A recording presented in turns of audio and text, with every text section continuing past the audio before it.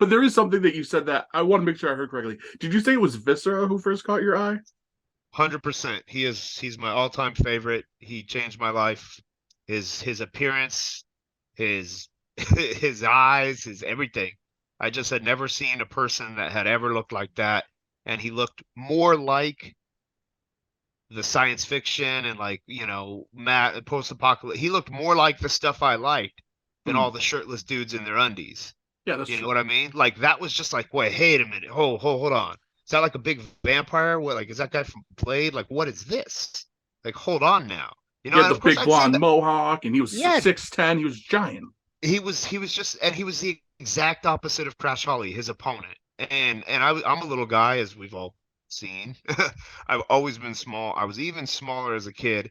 So like seeing a little guy like Crash Holly like have, put up a good fight against a big guy like that, that really roped me in too. And literally like right there, I was like, yeah, no, this is what I'm gonna do. I was like, they're just stuntmen. I always wanted to be in movies, and I was like, well, I was like, well, this is it. These are action stars. Like, this is it. I get to do it myself. See that's so interesting too. That because by the time you had appreciation for it, you were already a little more smart to how it worked. I mean, maybe not in I detail, tell you what, though, but to an man, you idea. know what? I kind of, it's funny, like, as someone who was a hater, called it fake and stupid and all that.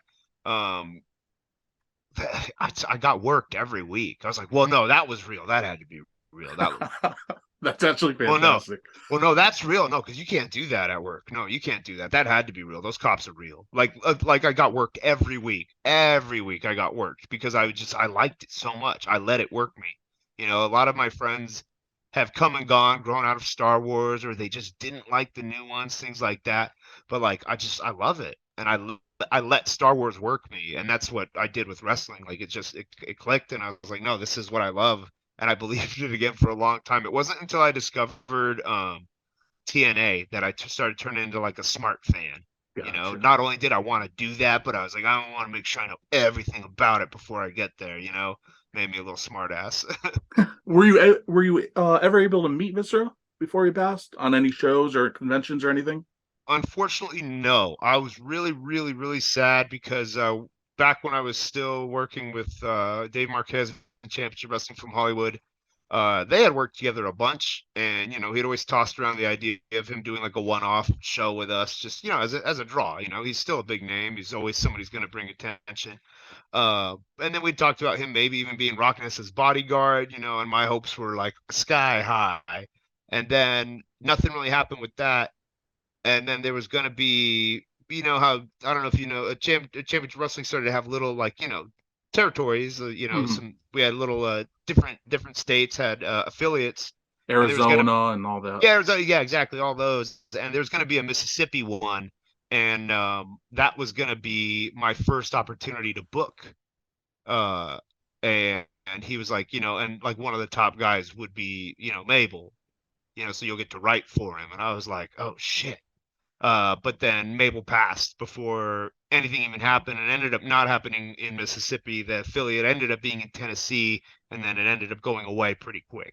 So none of that ended up happening. I never met him, but I got to see him wrestle live. In fact, it's kind of a funny story.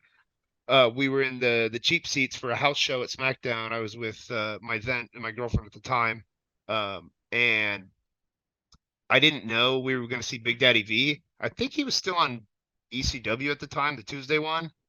But I don't know. I just didn't think we were going to get to see him, and he came out, and I popped so fucking big. I like opened my arms like Raven, like I just threw them open and just screamed, and I freaking my wrist, like not my hand, not my elbow, my wrist hit her in the freaking like nose and forehead Oh Lord. so hard, and she did not talk to me the rest of the night. She was fucking pissed, pardon my language, but she was very angry that like, and like, of course I apologized, but then I immediately went back to marking out for Big Daddy V.